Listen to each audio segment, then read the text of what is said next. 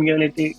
So kaya, I did all my work last night after the incident happened and after I was informed na nangyari na to.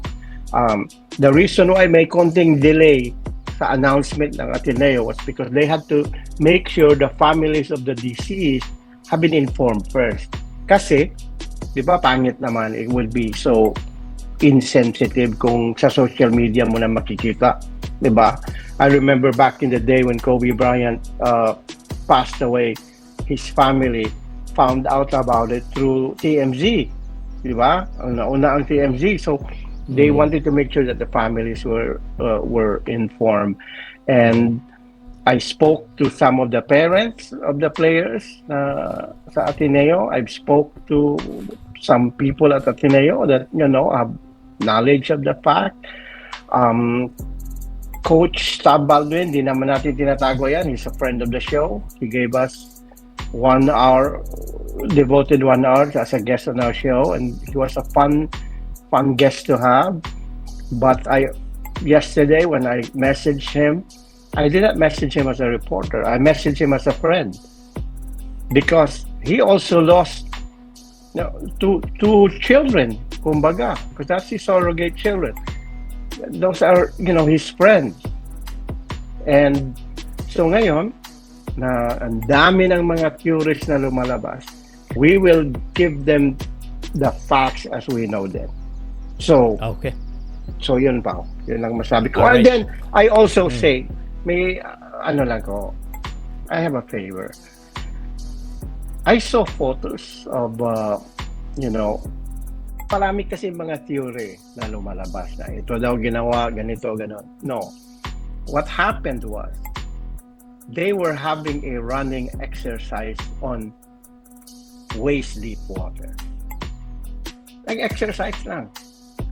Three coaches, assistant coaches were there. Coach Tab Baldwin was in the water together with all the players. And all of a sudden, like a rogue wave, dalawang wave ang bumagsak. And then when those two giant waves, large waves as I was told, when it hit them, na-scatter yung mga players at saka mga coaching staff. And then amid all the helter-skelter, nandoon sila lahat. Coach Jacinto was there, Coach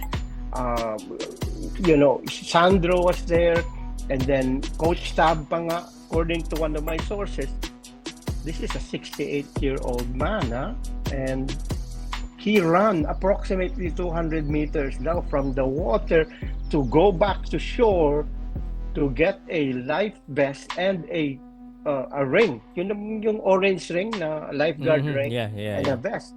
And he went back to the water. And unfortunately, again, there's a myth here na besides the two players na nawala, unfortunately, Adili and Baterbonia, there were initial reports or rumors na lumalabas sa social media na meron pa daw tatlo na had to be resuscitated and all that stuff. That is not true. Okay. I can confirm na wala. Walang nawawala. Number one, there's nobody missing. No other players missing. Everybody's been accounted for. There are two tragic losses. Unfortunate. Pero walang ibang player na revive down, na resuscitate. No such thing. They were players that were struggling. I cannot name the players. Were there injuries? No injuries. This is more like, it's a traumatizing experience, which is in itself arguably a bigger injury because it's an unseen injury. So I cannot name the players because of privacy and sensitivity to the families, but I know exactly who the players were. And after a time, tumawag na sila at approximately 5:30 in the afternoon of Monday, June 8. Of course, tumawag na sila ng ambulansya. And then, the two players resurfaced, and they were taken to the Aurora Medical Center, where they were pronounced deceased. Okay.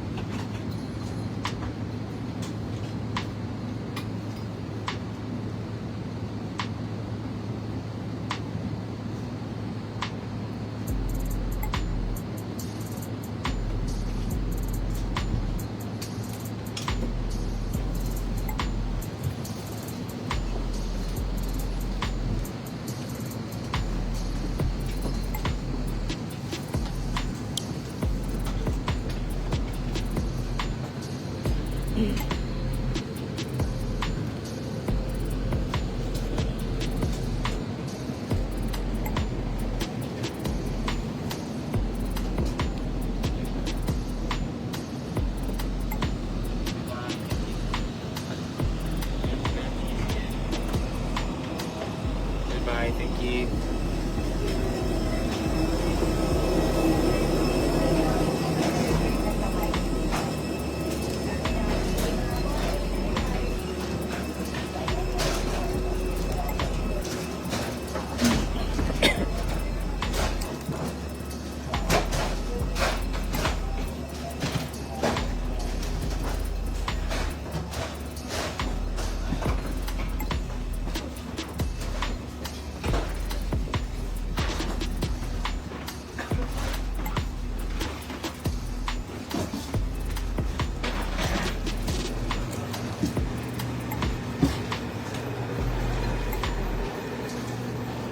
Mag-CR sa pa.